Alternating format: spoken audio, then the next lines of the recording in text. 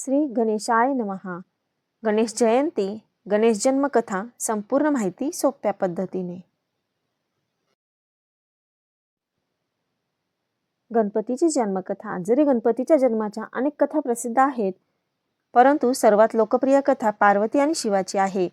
एकदा देवी पार्वती आंघोळीला जात असताना त्यांनी आपल्या उपटनातून मानवासारखे बालक निर्माण केले. त्याच्यामध्ये प्राण फुंकले आणि त्याला स्नानगृहाच्या बाहेर उभे केले. आंघोळ करून बाहेर येईपर्यंत कोणालाही आत येऊ देऊ नये असा आदेश माता पार्वतीने दिला. बालक मुख्य दरवाजावर पहारा देत असताना भगवान शिव त्यांची तपश्चर्या करून हिमालयात परतले. माता पार्वतीला भेटण्यासाठी मुलाने त्याला आत जाऊन दिले नाही. तेव्हा भगवान शिव क्रोधित झाले आणि त्यांनी आपल्या त्रिशूळाने त्याचे डोके तोडले आणि आत प्रवेश केला. जेव्हा माता पार्वती बाहेर आली आणि त्यांनी आपला मुलगा या अवस्थेत पाहिला, तेव्हा रडायला सुरुवात केली आणि भगवान शिवाला त्याला पुन्हा जिवंत करण्याची विनंती केली. पार्वतीजींच्या सांगण्यावरून भगवान शिव त्यांचे प्राण परत आणण्यास तयार झाले, परंतु शिश परत आणणे अशक्य होते. अशात मुलासाठी नवीन डोके शोधण्यासाठी शिवाने नंदीला बोलावले आणि त्याला उत्तरेकडे जाण्याचा आदेश दिला आणि म्हटले की मुलाकडे पाठ करून झोपत असलेल्या मातेच्या मुलाचे शीश घेऊन ये. जेव्हा नंदी पृथ्वीवर गेला तेव्हा त्याने सर्वात पहिले हत्तीचे बाळ बघितले आणि त्याचे डोके आणले. भगवान भोलेनाथांनी मुलाला जीवनदान दिले. आपल्या मुलाला पाहून पार्वतीजींना खूप आनंद झाला असला तरी सर्वजण आपल्या मुलाची चेष्टा करतील याची त्यांना भीती वाटत होती. त्यांच्या मुलाला देवांमध्ये स्थान मिळणार नाही.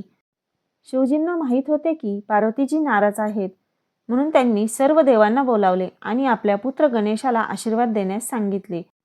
भगवान शिवाने बाळाचे नाव गणेश किंवा गणपती ठेवले. गणपती म्हणजे प्राणी किंवा गणांच्या सर्व वर्गांमध्ये सर्वोच्च. देवतांनी आशीर्वाद दिला की कोणत्याही विधीची सुरुवात गणपतीच्या पूजेने होईल आणि त्याच्या पूजेशिवाय कोणतेही कार्य पूर्ण होणार नाही. गणपती कुटुंब.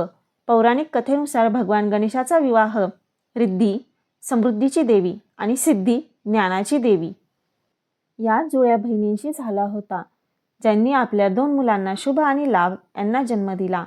पण दक्षिण भारतात गणेश ब्रह्मचारी असल्याचे मानले जाते. गणपतीचे स्वरूप. जर आपण पहिल्या पूज्य गणपतीच्या देखाव्याबद्दल बोललो तर त्यांचा चेहरा गजसारखा आहे. हे मोठे डोके मोठ्या विचारांचे प्रतिनिधित्व करते. त्याचवेळी त्यांचे मोठे कान नेहमी लक्षपूर्वक ऐकण्याचे सूचित करतात.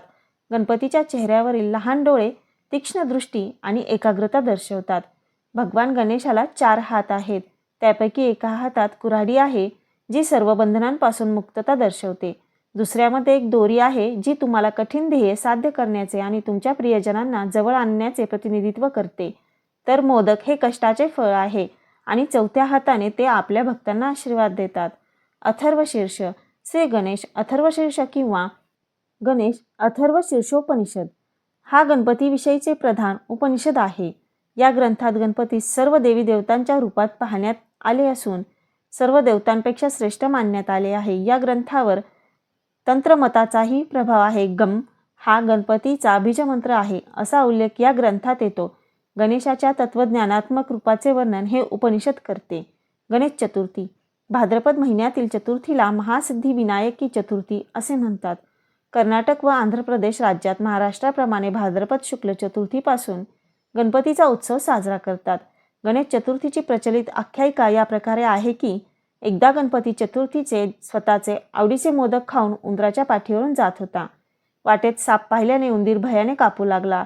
यामुळे गणपती उंदराच्या पाठीवरून खाली पडला व त्याचे पोट फाटून मोदक बाहेर पडले. गणपतीने हे सारे मोदक पुन्हा पोटात टाकले व पोटावर साप बांधला. हे दृश्य पाहून आकाशातील चंद्र हसू लागला.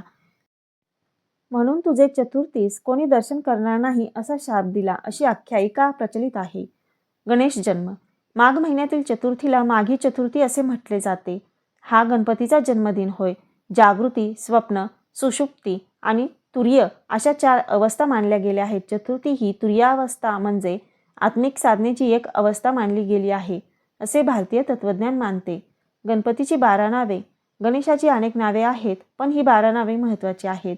सुमुख, एकदंत, कपिल, गजकर्णक, लंबोदर, विकट, विघ्ननाश, विनायक, धूम्रकेतू, गणाध्यक्ष, भालचंद्र, गजानन ही 12 नावे नारद पुराणात गणेशाच्या 12 नावांमध्ये प्रथमच आली आहेत.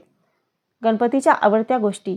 सिंदूर. भगवान गणेशाने सिंधू नावाच्या राक्षसाचा वध करून त्याचे रक्त त्याच्या अंगावर लावले होते. तेव्हापासून गणेशाला सिंदूर अर्पण केला जातो. दुर्वा. अनलासूर नावाच्या राक्षसाला गिळल्यानंतर श्री गणेशाच्या पोटात तीव्र जळजळ होऊ लागली. सर्व उपचार करूनही बरा झाला नाही. त्यानंतर कश्यप मुनींनी त्याला दुर्वाच्या 21 गुंठ्या बनवून दुर्वा खायला दिल्या. तेव्हापासून भगवान गणेशाने दुर्वा आपली आवडती वस्तू बनवली. धन्यवाद.